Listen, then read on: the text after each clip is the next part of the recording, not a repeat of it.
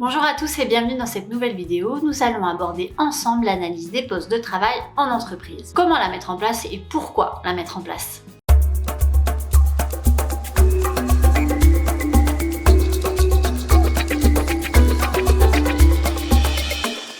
L'analyse des postes de travail permet d'identifier l'ensemble des caractéristiques d'une activité, les responsabilités, les exigences, ainsi que les compétences attendues. C'est un outil de gestion des compétences qui vous permettra de mettre en œuvre vos recrutements, votre plan de développement des compétences, mais aussi votre gestion des emplois et des parcours professionnels.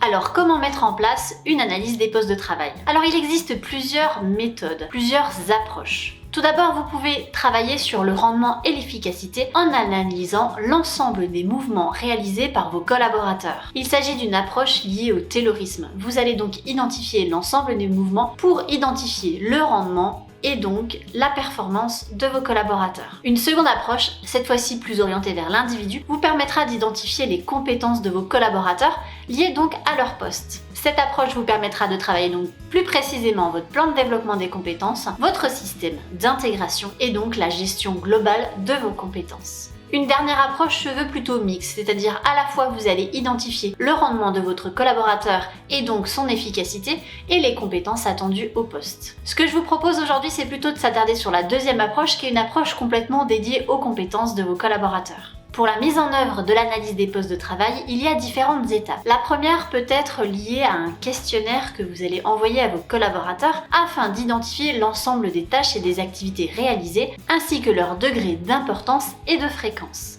Vous pouvez aller plus loin en leur demandant quelles sont les ressources qui sont mobilisées, qu'elles soient internes ou externes, mais aussi les outils numériques ou les logiciels spécifiquement utilisés. Vous pouvez aussi les interroger sur les compétences douces, donc les soft skills, nécessaires à la réalisation de leur activité.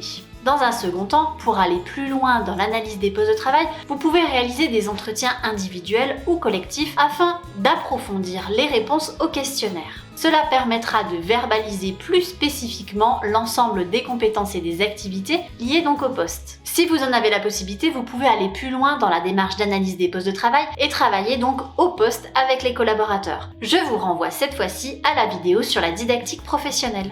Ces trois étapes vous permettront donc d'identifier précisément quelles sont les activités et donc les compétences attendues au poste de travail. Petit aparté, n'oubliez pas de mettre un pouce bleu sur cette vidéo et abonnez-vous à la chaîne si vous souhaitez avoir d'autres vidéos autour de la gestion des compétences. Et maintenant, voyons pourquoi il est nécessaire de mettre en place une analyse de vos postes de travail. Le premier point, cela vous permettra de construire un descriptif de poste, une fiche de poste et des fiches de mission en fonction donc des activités de vos collaborateurs. Vous y verrez plus clair dans votre organisation et vous pourrez déterminer précisément le qui fait quoi.